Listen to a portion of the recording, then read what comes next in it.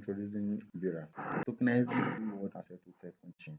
But that alone doesn't solve the infrastructure around them. For institution bonds, you still need to answer some important questions. Who is allowed to issue the bond? Who is allowed to invest? Does the investor actually meet the compliance requirement? How does the investor authorize their fund? And what happens when the bond is actually issued and settled? Today, those pieces can feel fragmented. Veyra was built to bring them together. The idea behind Veyra is simple. What if tokenized institutional bond could be accessed through marketplace where compliance, investor eligibility, authorization, settlements, and bond distribution are part of the same workflow? Rather than trying to build a marketplace for everyone or every possible reward asset, Veyra starts with one first category, tokenized bond. Veyra is a compliance-first marketplace connecting institutions that issue tokenized bonds with investors who want to access them. Investors can discover bonds, review their terms, and understand the requirements before participating. And importantly, eligibility isn't determined simply by connecting a wallet. Veyra integrates with the CVI and CVA infrastructure of Cleanverse to evaluate the compliance and eligibility of partners. The investor's A-pass status, tier, network, and the requirement of specific bond all matter. So Veyra can distinguish between an investor who is eligible, one who doesn't meet the requirement tier, and one who doesn't have the required A-pass on that network. Compliance therefore become part of the actual investment flow rather than just a badge display on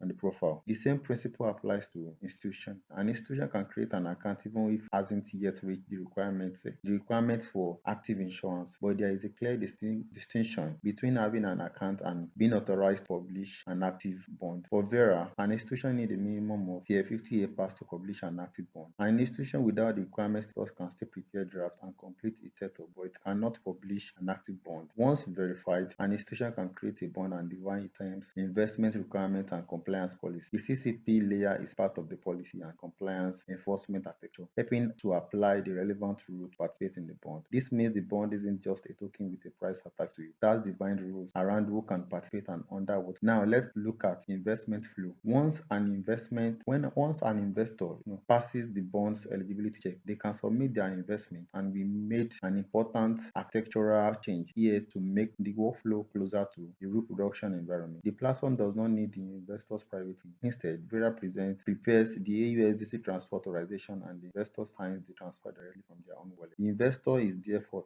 authorizing their own fund to bid for a bond. The institution can then review the committed investment and decide to proceed with insurance. Once the institution initiates the minting process, Veyra tracks the transaction through settlement and bond insurance. If minting succeeds, the institution receives the AUSD settlement and the investor receives the corresponding tokenized fund. If minting fails, the investor doesn't simply lose their committed fund. The transaction enters the refund flow and the AUSDC is returned to the investor. Veyra currently supports both Base and Lunar testnet. We have deliberately separated the settlement environments. If a bond is deployed on Base, its USDC settlement happens on Base and the bond is distributed on Base, and the same thing for Monad. So the bond payment and distribution stay on designated network. Cross-chain functionality is not part of the current workflow. It's a future upgrade once the core network specific experience is fully established. So at a high level, the workflow looks like the CVI and CVA provide the compliance and eligibility layer. A-pass provide the participants' credentials used in those checks. CCP helps enforce the relevant policy requirements. AUSD provide the settlement asset. The investor control and sign their own transfer. The institution control the bond issuance, and the bond is ultimately delivered to the